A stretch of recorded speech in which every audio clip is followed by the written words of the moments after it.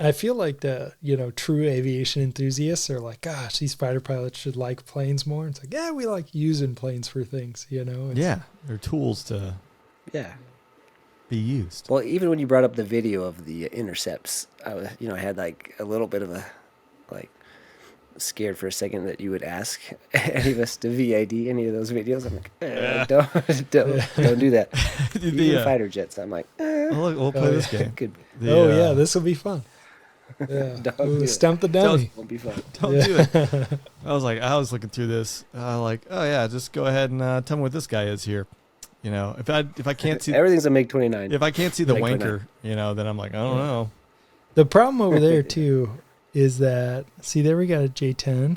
There you go, a little J10. Yeah. And then we got I know the ones I don't want to see in real life. Like if I saw that in real life, I'm like, ugh. I told you guys I was in the elevator with J10 pilots, right? I told the story in Dubai on a FedEx trip. No, this is one. Or when you were on a air show. Yeah, it was like two Su-35. I got on the elevator, then two Su-35 pilots got on the elevator, and then 3 J10 pilots. And the elevator music's playing. It's just like doot doot doot doot doot. That's pretty righteous. This is wild. But seeing the J10 fly, you should have them on a podcast. Yeah, they were super friendly. Were they? How was that? Was it pretty cold in there, just environment wise? Yeah, so the Russians were pretty.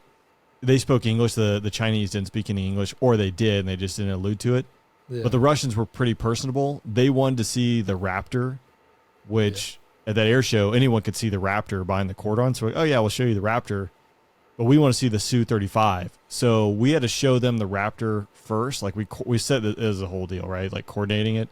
So they came out the next morning to get a tour of the Raptor. And then the next day we went out to get a tour of the Su-35 when they didn't have any cordon, but they had like 6 film crews like filming us walking around. We had all our maintainers and several other people walking around it, which it was interesting. They were fighter pilots, really. I think that's what it comes down to.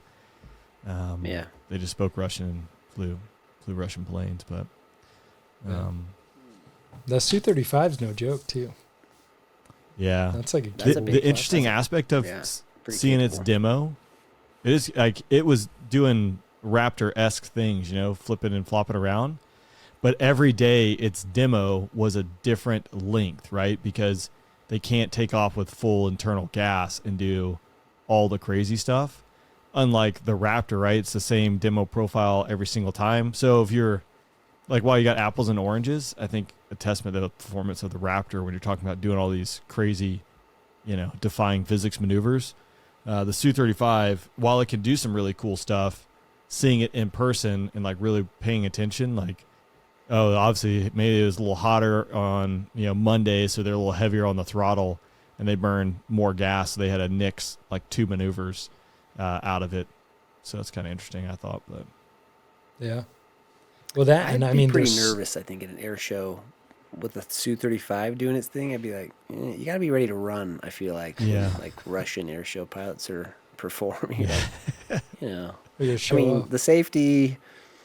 Yeah, exactly. Like, I'm not sure like what their safety, mechanisms are over there. I know that the U.S. Air Force is pretty, I wouldn't say excessively, but we're pretty conservative. But Su-35, I'd be like, is he gonna make that turn, or is this gonna be a fireball in the crowd? The other thing, like Dubai, it's a little bit different. Those air shows are so restrictive, unlike the U.S., right?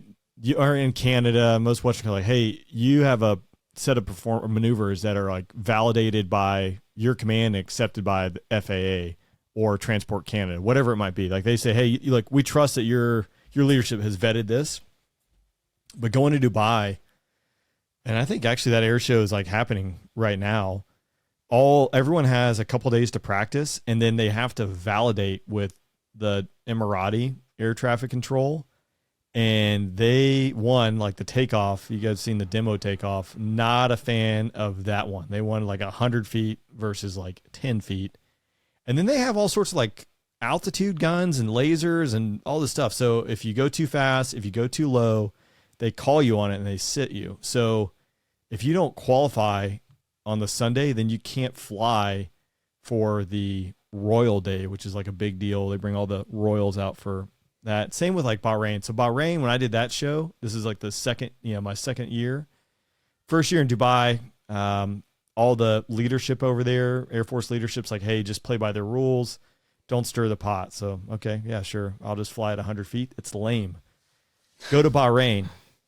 I now know all these guys in A5. They've seen, me fly multiple times. And now we're over in Bahrain. The first day I talk with like their air traffic control and like, you have to be at 50 feet or higher for the takeoff. I'm like, that's kind of lame, but whatever. So at night, I'm in the lounge with the colonel and some of his staff, and we're just talking. He goes, no, he's like, you don't change anything about your performance. I'm like, it's not a big deal for me to fly at 50 feet. It's lame to fly at 50 feet, but I can do it. And he goes, nope, don't change anything. That's not safe. I'm like, if I fly at 10 feet, this place is going to melt and it's going to come to you. He's like, nope, do it. So like the next day, I did the normal takeoff and it melted, but he wanted the fight. I think he was getting ready to retire. So he's like, bring it, The rest of the week I flew at 10 feet for the takeoff. So yeah, they got weird rules. I've been in the back seat for that takeoff. It is no joke. You're like, oh, it's lame. I'm like, it's terrifying, actually, is what it is. 50 feet is terrifying. 10 feet. How do you know the gear still? Like, you're not going to, you pretty much just get the gear off the ground and then just bring up the gear and keep yourself there. Yeah, just let me just be a champion. Don't descend. Yeah, well, you're going to be really, but you're in a Block 50, full afterburner. It's clean. Like that jet does not want to descend. Like you'd have to. Yeah, I mean, you could obviously scrape it into the ground, be a just big fireball, but you have to really push forward on that stick a little bit. The old clean Block 50, man. What a freaking rocket ship. Yeah. I remember we would climb out on radar-assisted trail departures in mill power, or you'd set like, 850, and you'd be 20 degrees nose high in the weather. And you'd be like, this is dangerous. But like the jet would do it, even not in mill power. And you're like, holy smokes, this is crazy.